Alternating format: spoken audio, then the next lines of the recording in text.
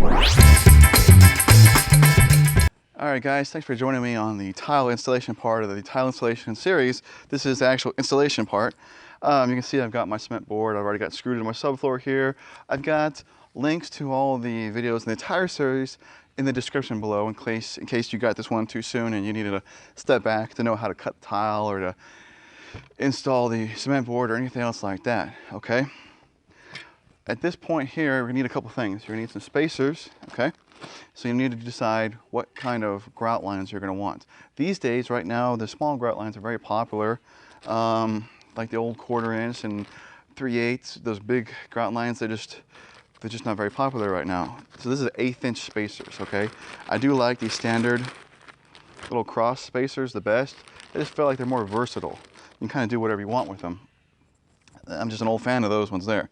You need a trowel. Now the trowels do differ in size. These slots, okay, depending if you're using a standard 12 by 12 inch tile, you can actually check the trowel itself. It should tell you, sometimes the trowel itself will tell you, or the box of tile will tell you what size of trowel it should need, all right? Whether it's a 1/4 inch by 1/4 inch, or 3/8 by 3/8 or something like that.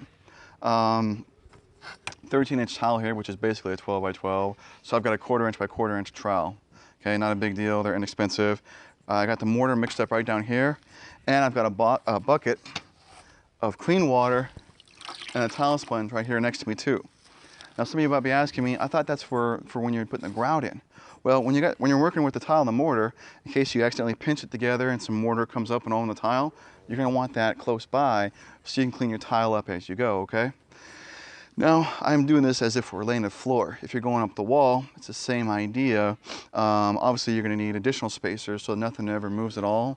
And they do make, I do have some standard tile thin set mixed up. They do make a wall thin set which has more adhesives in it. And then, whether you can get it at your big box stores or if you need to go to a tile store, they do make a wall and ceiling thin set mortar, which is super duper sticky. And yes, I have put these 12 inch tiles on a ceiling before, and it does work, okay, with the right mortar. Okay, that being said, hopefully you've chosen the right mortar, you've got it mixed up. You're just gonna scoop it out and throw it on there. Okay, it's really that simple. All right, it's the next part, which is, it's not hard, but you need to make sure it's done right because this needs to be smoothed out. Okay. You need to make sure all the areas are filled. Okay. Some people kind of skimp when they get to the edge and they leave a blank spot like this, but you're asking for the tile to be chipped. Especially, now if that's underneath the baseboard, not such a big deal, but what if that's towards the edge where, say, your tile is going to meet up to carpet or something else like that? Your tile right there is probably going to get chipped. Okay. So, you want to make sure the mortar stretches all the way to the edges.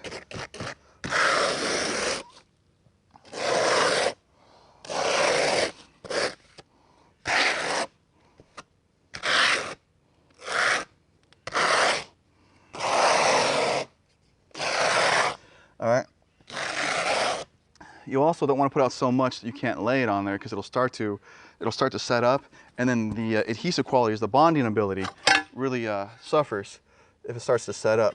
So if it has started to set up, you need to re-trowel it through, okay? Setting the tiles is pretty easy. Just see, I just set them in place.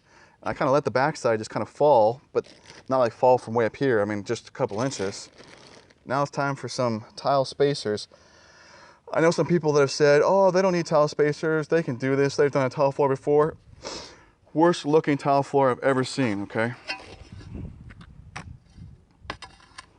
And yes, I'm not taking the time to cut this. I'm just showing you guys how to lay it, all right? So we're just gonna lay it in place. Now, obviously, you also should know what pattern that you want before now. So I said about having the wet sponge around, in case you need to clean up some extra thin set mortar, okay? Especially if it gets on top of the tile.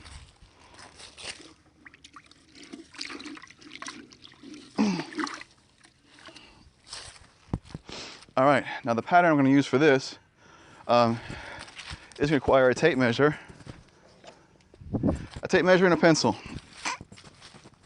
A very common pattern these days is not the grid pattern anymore. We're not going to make just a perfect grid, all right? Very simple pattern, but classic looking and just very modern is like either a half offset, a half offset like a brick pattern, or even better these days, people are doing like a third offset. These tiles are 13 inches wide. You'll have to measure your own because there are very few of them that are exactly like 12 inches, okay? So 4 3/8 is going to be pretty close to 1/3 and 4 3/8 here, okay? You're marking those lines because that's where the gaps are going to be for the next row, okay? So we need more thin set.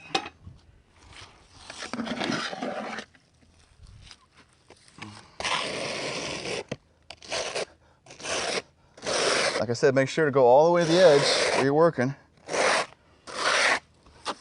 All right, and if you see where you've gone up against the other tile, that's going to end up like squirting through. So try to clean that up a little bit.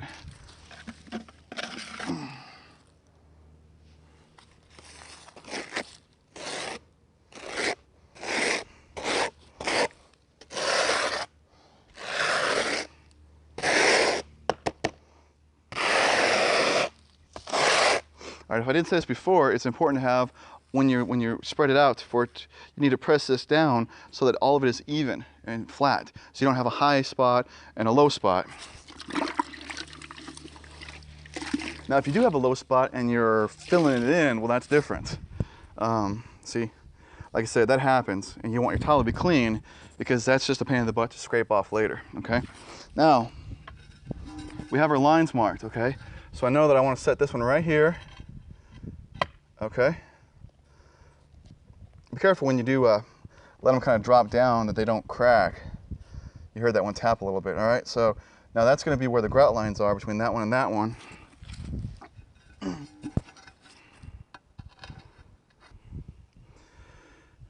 Okay. So now we have spacers. Oh, you see this one right here?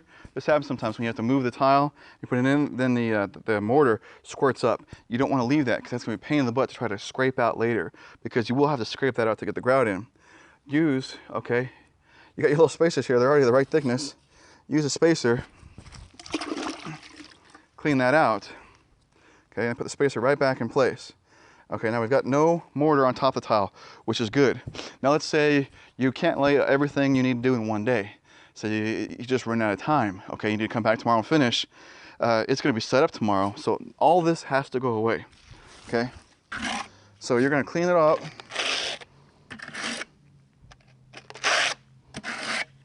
All right. You want to make sure you clean it up tight. Oops, why didn't I bring the bucket? All right. You got to clean it up tight against the tile. If you get it close, but not all the way, and there's a little bit of a bevel there or anything left, when you go to put the tile back in the next day, it's not going to fit in right, especially with these tighter grout lines, okay? So you want to make sure that that is clean tight against the tile if you have to do a next day kind of project, and then take your sponge and run it against there. Make sure that's cleaned off. And of course, make sure the top's cleaned off. Okay, now that's really basically it. Most thin set mortars, you're gonna like have to wait till the next day to come back and grout, or the next day to step on it. You don't want to step on this, even if you think it's set up in say like 4 hours and it feels stiff. If you go walking on it, that mortar is not cured. Okay, so you're actually creating compression as you walk on it if you've only been like a couple hours, and you're destroying the bond, meaning this tile is going to be popping up down the road. So stay off of this tile until whatever the mortar says on the bag, which is like at least 16 to 24 hours on most mortars, okay? Other than that, we've installed the tile. You see how the spacers work. I show you tricks on keeping the edges clean. If you have a room, okay, how are we going to start this off? Let's say you're doing a bathroom, very common room to do in the bathroom, so that your thin set does not dry up before you even get going. Starting along the long back wall is generally the easiest way to start anyways. That helps you get it most square in any room is by starting along the longest wall. Sometimes it's not always the longest wall, but you know, in a bathroom sometimes it's more rectangular, and that's the only way you can start. But hopefully your toilets and all your sink connectors are close to the beginning, and that way you can do all your cuts and lay them out with the spacers before you mix up the mortar. Now I do not like, I heard some people say they do all the cuts before and lay out the tile for the entire room, and then they come back and pick them up and then install it. I don't like that, because a lot of times by the time you add the thin set mortar in there, it's added some thickness to it, and when you go sit it back down a second time, a lot of times it doesn't sit exactly the way you had it, okay? So that can be dangerous. But if you can, within like the first 2 or 3 rows, if you can get through most of your cuts, your hard cuts, do that first, space, you know, and then pick up those pieces, lay your thin set mortar, and then go back and load those 2 rows, and then for the rest of the room, keep laying and cut as you go. I find that to be the best way to do it. Other than that, I don't think I have any more tips on installing the tile. Thanks for checking out this video. Please subscribe to the channel. Please check out the website, greatwhiteninja.com, and remember, I'll have links in the description below for the entire tile installation series. Thanks again.